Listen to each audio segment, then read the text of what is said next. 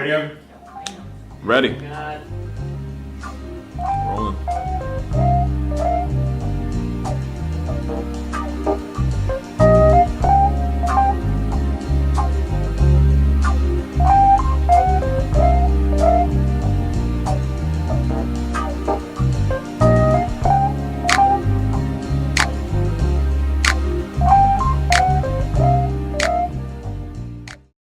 First of all, man law says I can't stare another man in the eyes for Right. time. Man law anyway.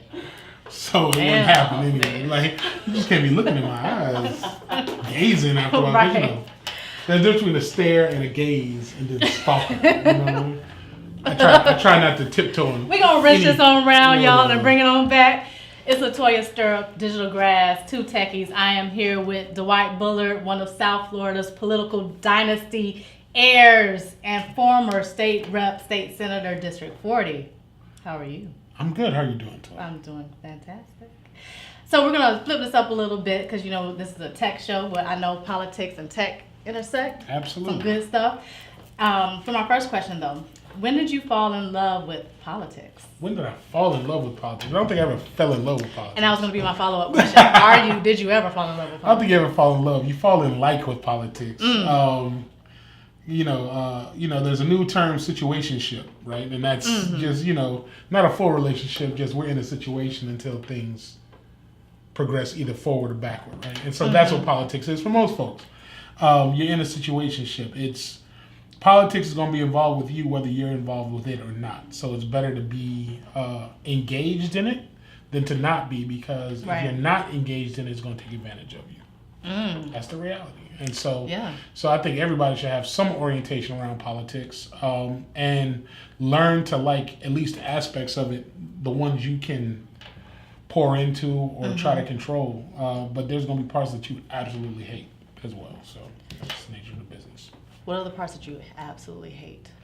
What are the parts I absolutely hate? The politics of politics is what I hate. And let me unpack that, right? So the fact that people just cannot be authentic, or at least it's not, the expectation of authenticity by a lot of folks is the challenge. People go into the situation assuming politicians and people in politics to be fake. And so because of that, that's the culture that it breeds. So you have people that act a particular way when they know that that's counter to who they are, right? An example would be like, you take a dude like Anthony Weiner. Anthony Weiner was this congressman from New York who got busted for flashing his private parts on Twitter. Now, before he got busted for that, everyone was like, he's this tough on crime, strong advocate, loves his wife, loves his family. Social media comes around and exposes him for who he probably was for a while, right? And the thing about it is, for people out there in the world who are not involved in politics, it's almost become kind of a happenstance or a commonality that happens, right? You have people that do that. They get involved in that kind of thing, right? They're like, I'm going to send a picture of this. They get into sexting, right? But in the political world, it's considered a bad thing, right? And so I'm not saying that politicians should or that people shouldn't. What I'm simply saying is that the unfortunate reality is that the expectation among politicians is that you cannot be who you are. And if you are not that genuine, once it comes out that you're something different, you're pretty much out the door. So my approach towards it was to always be as authentic as I could. Not that I'm putting stuff out on the internet like that. That's not really that's not my flavor. Your MO. Yeah, that's not my flavor or my testimony. But for folks that are out there in the world of social media, and I think it's important for folks to understand that, be as upfront and honest as who you are. If you have some pictures from Mardi Gras in 2004 that you don't want the world to see, assume they're going to see it and prepare an explanation as to what happened during that day. If you picked up a DUI or you have a criminal record for a misdemeanor that you did and committed when you were 19 and now you're 39, be ready to explain it, because folks are going to find that out. Right, and you have to kind of own it, right? Absolutely. You can't run away from it. You can't run away from it. You can't assume no one's going to uncover it. You can't think that if you pay this person or you talk to this person, it's going to be covered up. Be who you are. You know what I'm saying? If you are somebody who is a philanderer or someone who likes to cheat on your spouse, guess what? It's going to come out. You know, your what is the Ashley Madison account is going to come up. Right, you know, and that's the reality. You know, if your Tinder profile is going to be made public, you know, those are the kinds of things that a lot of folks were like, well, you know, if I delete this or I remove this, the internet is much like fingerprints. They're going to be there. It's there. Indefinitely. Your trail is there. What you've seen, what you clicked on, what you've done, what you purchased. When I first ran for office, the guy told me flat out, he's like, for $9,000, I can find any and everything you ever want to know about anybody who will ever run against you. And I was like, and that, you got to think about that. That's scary. And for a lot of folks, especially in politics, $9,000 isn't a lot of money, but that's a reality. Exactly. So you kind of said it yourself, but everyone in South Florida thinks of you as sort of that people's politician, right? You were seen at events, you support a lot of different people, you are out there amongst the folks, and you're not afraid to be around the people. And you've had a fantastic political career. Tell us what you're doing now. Right now, I'm still involved in politics. I'm the political director for an organization called the New Florida Majority. We deal with issue-based organizing as well as integrated voter engagement, meaning that folks who are generally not involved in politics, we move them to heighten their level of involvement based on issues that they're actually concerned about. So we deal with things like social justice, racial justice, environmental justice, economic concerns. We've been involved in battles around gentrification, in battles around climate change and sea level rise. We get involved when police have unauthorized shootings of citizens. So all those things, and we just try to move those folks into becoming more politicized because of that. So it's great work. It's kind of an extension of what I was already doing anyway. Yeah. But we also, and the beauty of it is, the organization came out of sort of this new technological age. It was founded in 2009, and so we do a lot of work in the tech space in trying to use that as a voter engagement tool. Talk a little bit about that. Wow. We're talking, in its original inception, just, using Facebook, using Twitter to cultivate that, using data downloads, getting people to initially sign up at the website so that we could engage them in events, contact them. And now it's gone to a whole nother level with text messages, using things like Hustle as a way of getting our message out there and getting people engaged around the process. Messaging, finding out what messages work for certain people based on their likes or dislikes is all part of our strategy. And we have a wonderful digital comms team that really pushes that out. We've seen recently that movement and movement spaces are changing dramatically in terms of level of engagement. We saw what happened with Bethune-Cookman University and the rally around them, the students not wanting Betsy DeVos speaking at their school. All of that happens in less than a week. Exactly. We're talking from mobilized. We're talking so from quick. The first conversation around doing it until the exercise with the students turning their backs and booing the president. All that happened in the span of less than a week. And that's all due to technology. Exactly, power of tech. Yeah. So I'm gonna throw a little bit of a curveball at you, and I'm gonna add another answer to this one too to give you some options: craft beer, craft cocktail, or other. And I did that other for you because I know. Always gonna be other. Always gonna be other. But craft root beer is pretty amazing. For those who don't know, I don't drink alcohol, so it's always a loss for me. But I have my established mocktail fake drinks that make people think. You give us some secrets out. Yeah, no, I'm letting folks know. If you see it, because a lot of folks be like, I saw you with a drink in your hand. I'm just letting you know. When I'm at the bar looking sophisticated, it's pineapple juice with a splash of grenadine. Real talk, I That's know. it. I know. It happens. I know. It's I can testify to that one. Yeah. He's being legit. It's what I'm real. saying? And my new thing now is ginger beer with a splash of pineapple. Better get busy on them. Yeah, they don't know how to deal with me. Is what I'm trying to say. If your business life or political life was based on a movie or a TV show, and we plugged into you, what would we see? wow. It's funny. As soon as you said that question, I immediately thought of a different world. And I guess I guess I'll unpack it a little bit in the sense that all of my orientation around politics is tied back to my time at HBCU. Shout out to Florida A&M University. All right. And part of my desire to want to go there was inspired by a different world. And so the way they involved politics, the way they sort of talked about and messaged around key issues, things like dating violence, domestic violence, things of that nature,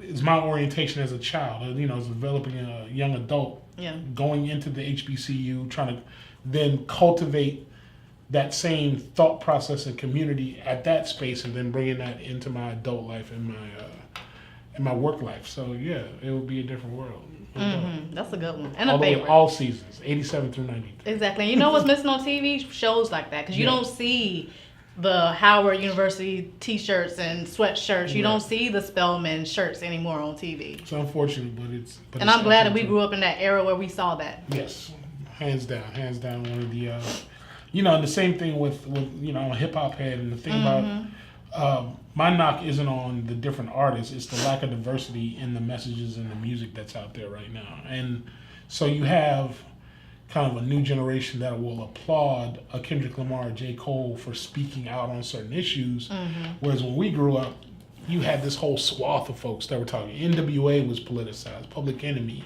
LL Cool J had political records. You know what I'm saying? Queen Latifah, everybody would sort of be talking to Tribe Called Quest. All those different folks had no problem stepping out there on key issues, and so I wish more of the new generation of folks would be willing to message something that is meaningful and purposeful for people to listen to.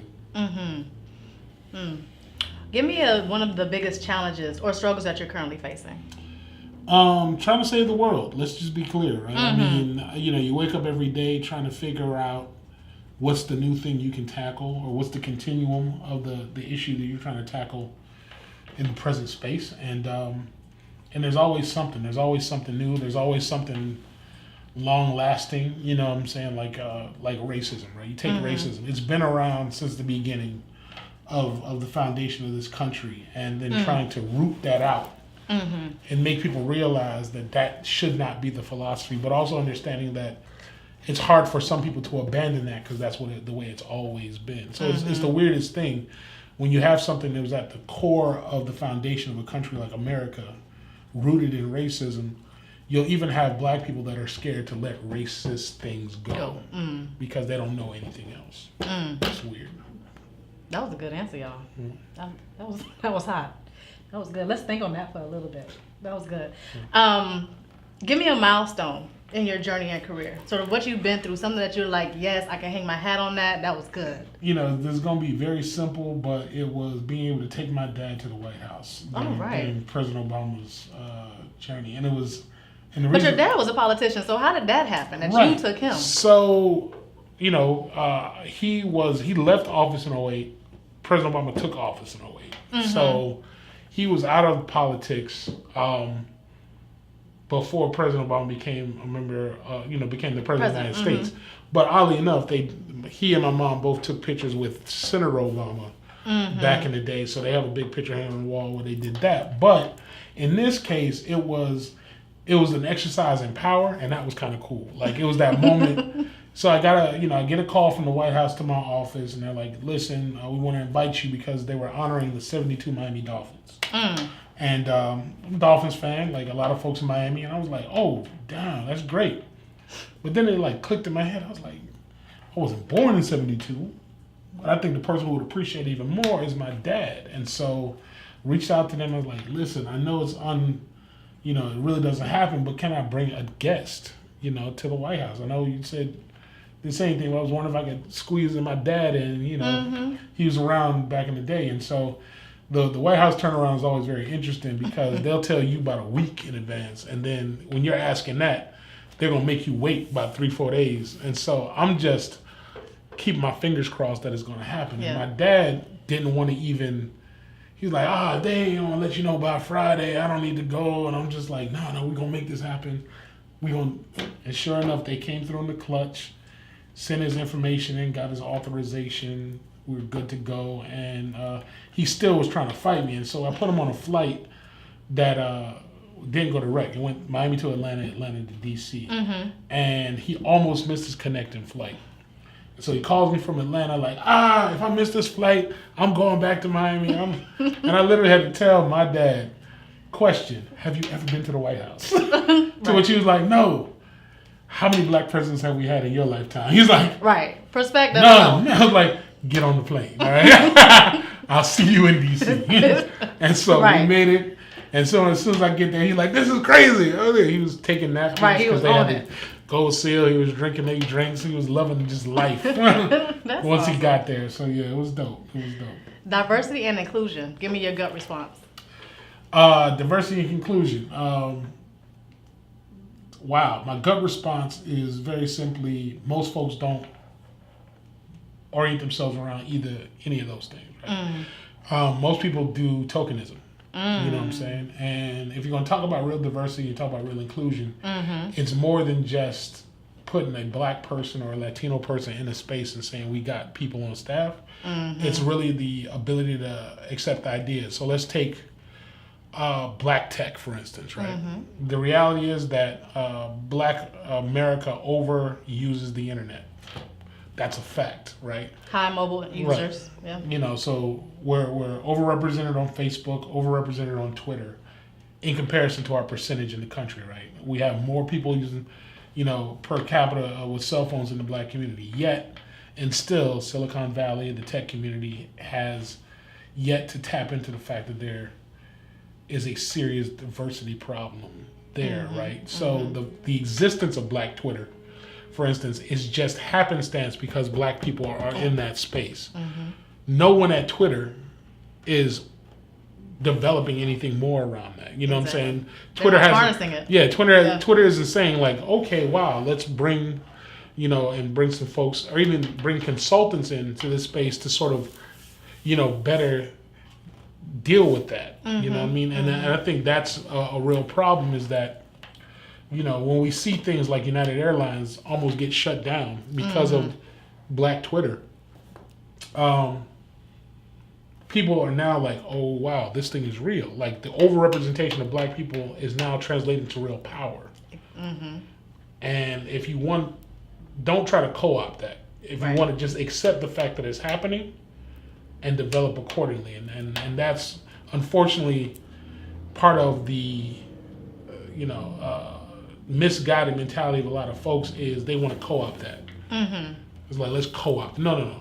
Orient yourself to it, integrate yourself in it. Understand it and bring the folks in that can help you better develop a pathway to it. And that requires you to actually not, move beyond tokenism into a real space where you actually care what people think about what they're doing, how they're spending their money, and what they're talking about.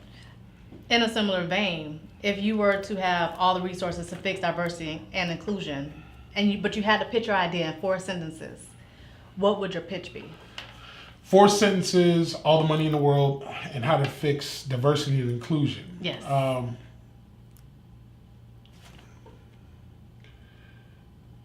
Check your privilege.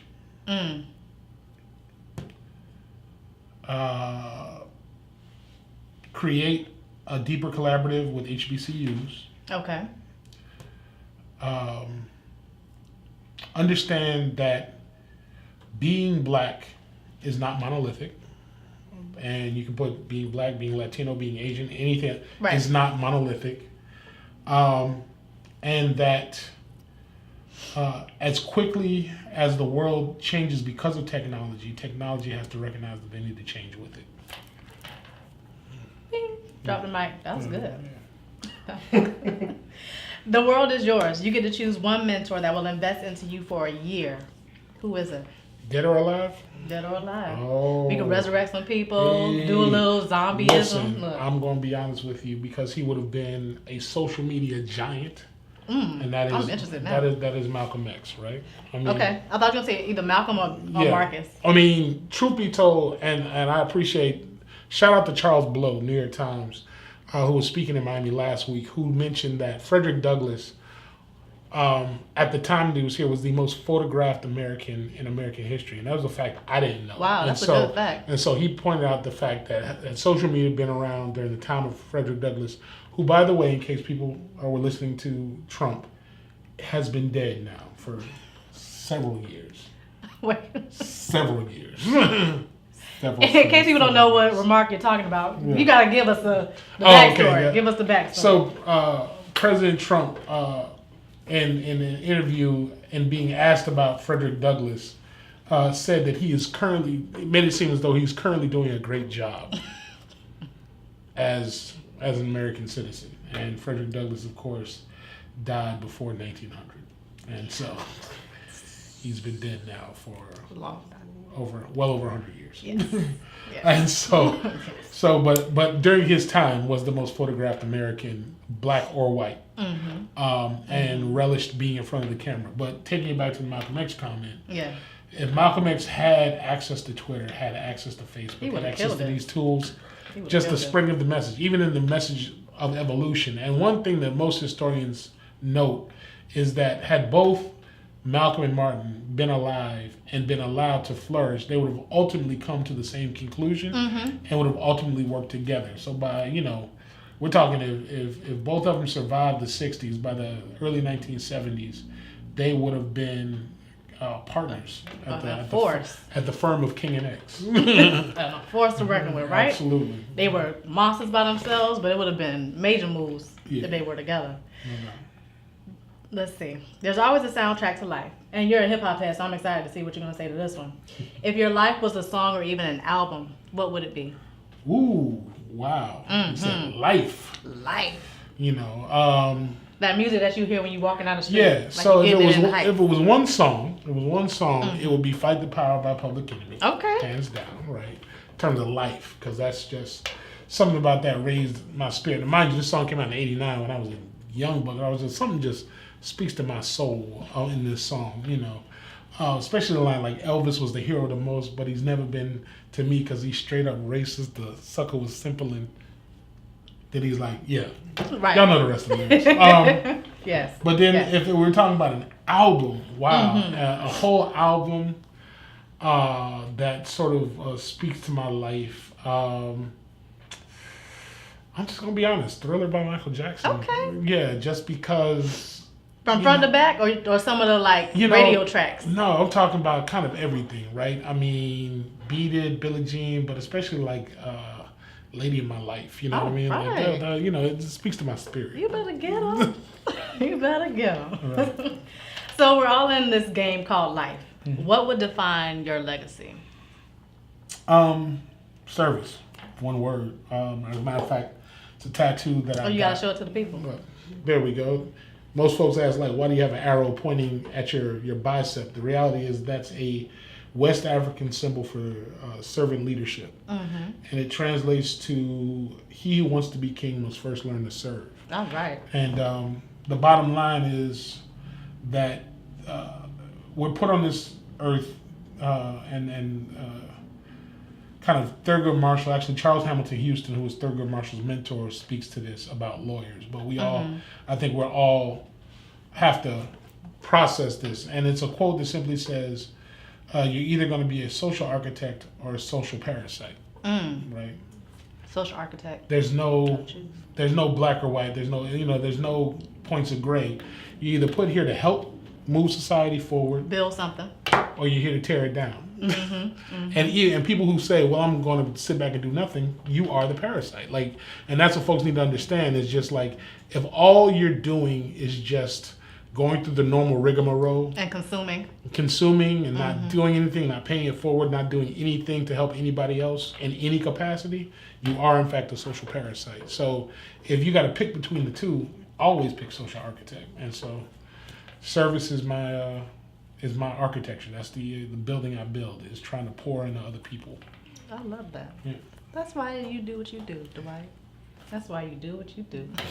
So I'll put you in the hot seat. Do you have any question for me or a thought you'd like to share? Well, I mean, I think the world wants to know, even though, I'm sure she shared this answer with you before in terms of album for your life. I'm talking about, I have the question, if I got to put you on the hot seat, is if daily there's one song that is the soundtrack to your day. What's been the soundtrack to your day today? Ooh, I'd say Freedom. Beyonce Lemonade. Just all that energy. I mean, I remember when I saw Beyonce at the Marlins Stadium and she performed that song, and the water and the movement and the energy. I was just like, yes. Okay. So, I'm feeling that. And that's all, what I'm about, is sort of getting to the point where I can control my day. I can control how I move, how I shake, who I work with, who I interact with, what I spend my time and my energy on. And sort of getting out of the corporate structure was important to me for that, in order to have that level of flexibility. So, heck yeah, that's what I strive to on a daily basis, for sure. You heard it here first, folks. Lemonade. So, thank you so much, Dwight. It has been an absolute pleasure. It's another episode of 2Techies. Latoya, Dwight, we'll see you next time. All right. And before we leave, we got one more thing. Dwight, give us your final word. Final word is build. Just keep building. Social architect. No doubt. There it is.